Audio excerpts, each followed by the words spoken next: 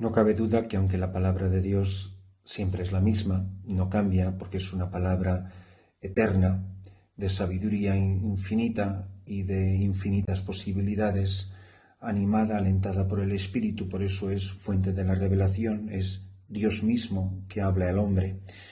Sin embargo, nosotros que la oímos en momentos diferentes de nuestra vida, en edades diferentes, en lugares o circunstancias de nuestra vida que son diferentes, y por eso en diferentes lugares, a diferentes personas, la palabra de Dios va a impactar o va a actuar de una manera única y, por supuesto, siempre diferente a otras personas. Por eso, en mi caso particular, sí le veo una relación muy estrecha, muy íntima, una palabra que continuamente está animando y alentando mi vocación misionera. Por eso, por ejemplo, en las oraciones y en las lecturas de la palabra de Dios para este sábado de la primera semana de Adviento, nos dice así la oración colecta: Señor Dios, que para librar al hombre de la antigua esclavitud del pecado, enviaste a tu Hijo a este mundo. ¿Para qué envía Jesucristo? No es exclusivo, no es que esta es la única razón, esto no es una síntesis de cristología, es una brevísima oración de 3 líneas que nos apunta a un aspecto del motivo, de la razón de ser de la encarnación. Señor Dios, que para liberar al hombre de la antigua esclavitud del pecado, para liberar al hombre de la antigua esclavitud del pecado, enviaste a tu Hijo a este mundo. Es la confesión de fe. Tú has hecho esto para librar al hombre, has enviado a tu Hijo a este mundo. Ahora viene la petición. Concede a los que esperamos con devoción su venida, ya que lo has enviado, nosotros lo esperamos, concede a los que esperamos con devoción su venida alcanzar la gracia de la libertad verdadera. Esto lo tenemos que esperar en estos días. Es una cosa que Dios no puede no querer conceder. ¿Por qué? Pues porque está en la liturgia, y la liturgia es la acción de Jesucristo, y la acción de Jesucristo siempre es una acción infalible.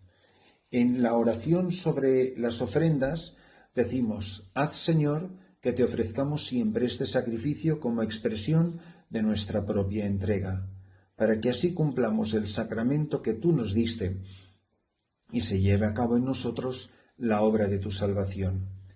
Que te ofrezcamos siempre. Haz, Señor, es una acción tuya, no nuestra. No es ni siquiera una petición nuestra, no, es algo que tiene que hacer Dios. Haz, Señor, y se lo decimos con exigencia, está en voz imperativa. Haz, no es nos gustaría que hicieras o serías tan amable de hacer, no, es un pueblo que grita con dolor, con urgencia, y es en voz imperativa: haz, Señor, que te ofrezcamos siempre este sacrificio como expresión de nuestra propia entrega. Fijaros qué bonito, la Eucaristía es el reflejo de nuestra propia entrega. ¿Por qué? Porque nuestra entrega es una prolongación de la entrega misma de Jesucristo. Cristo en el altar se entrega, y como Cristo se entrega en el altar, yo me entrego en el altar de la vida, para que así cumplamos el sacramento que tú nos diste y se lleve a cabo en nosotros la obra de la salvación. Y por último, en la oración después de la comunión decimos: imploramos, Señor, de tu misericordia, para que esta comunión que hemos recibido nos prepare a las fiestas que se acercan, purificándonos de todo pecado. Toda esta preparación consiste en irse despojando del hombre viejo, irse despojando del pecado, para ir adquiriendo una nueva personalidad, una personalidad que es literalmente la personalidad misma del Hijo de Dios, porque participamos de su personalidad divina, y expresada a nosotros a través del misterio de la encarnación. Pero la personalidad de Jesucristo es solo divina, porque Jesucristo no es persona humana, solo es persona divina. En las lecturas de la palabra de Dios, sobre todo me fijo en el pasaje del Evangelio del capítulo 9 de San Mateo, donde dice que en aquel tiempo Jesús recorría todas las ciudades y aldeas, enseñando en sus sinagogas, anunciando el Evangelio del reino y curando todas las enfermedades y todas las dolencias. ¿Qué hacía Jesús? Recorría todas las ciudades y aldeas, primero. Segundo, enseñaba en sus sinagogas. Tercero, anunciaba el Evangelio del reino. y cuarto, curaba todas las enfermedades y todas las dolencias. Y aquí viene una frase que la tenemos que llevar siempre escrita en el corazón. Al ver a las gentes, se compadecía de ellas, porque estaban extenuadas y abandonadas, como ovejas que no tienen pastor. Entonces dijo a sus discípulos: la mies es abundante, pero los trabajadores son pocos.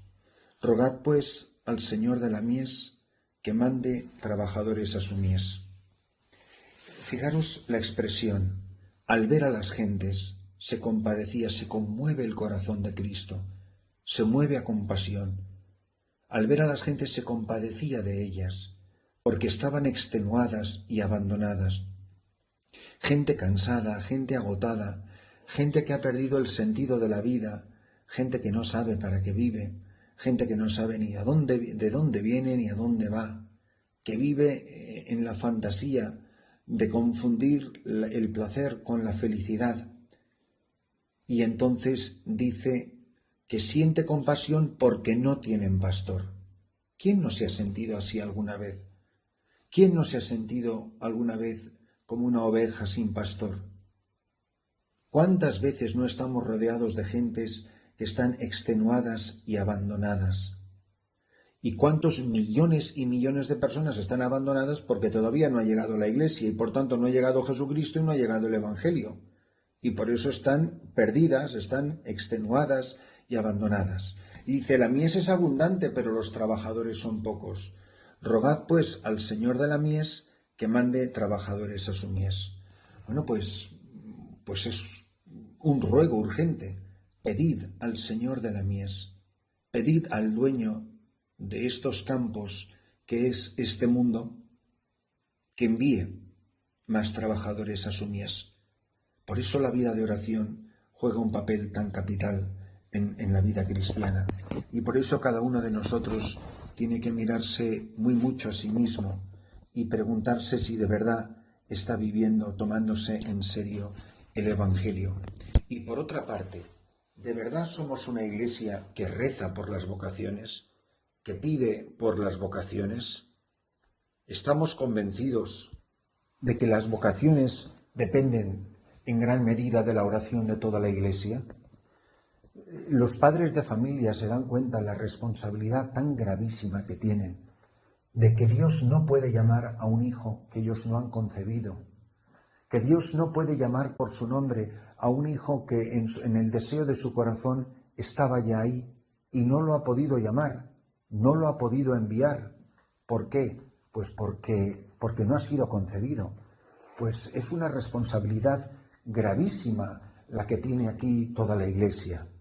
Y por eso la invitación a la oración incesante: orad al Señor de la mies, al dueño de la mies, que mande obreros a su mies.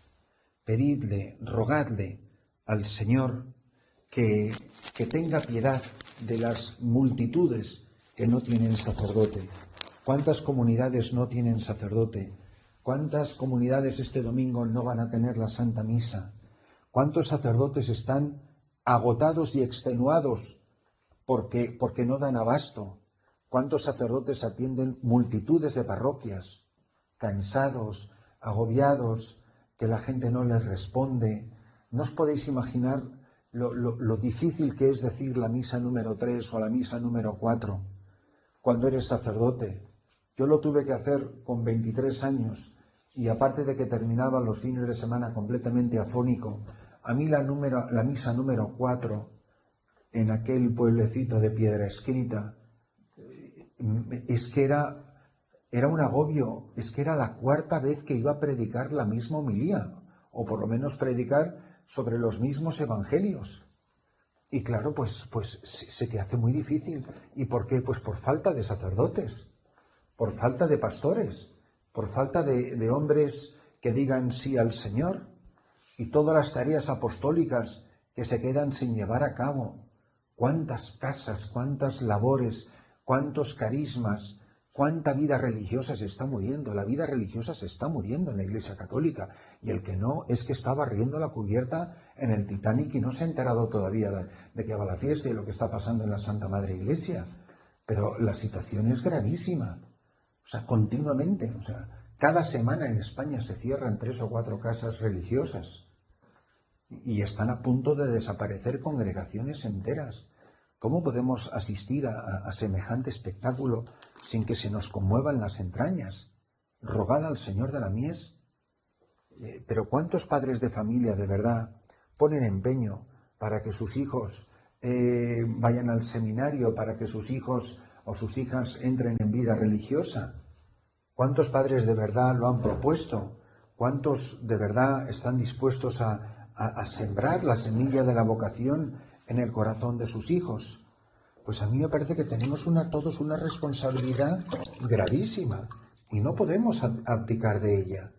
Y la oración de todos alcanzará la gracia necesaria para que tengamos las vocaciones sacerdotales y religiosas que el Señor quiere para su Iglesia.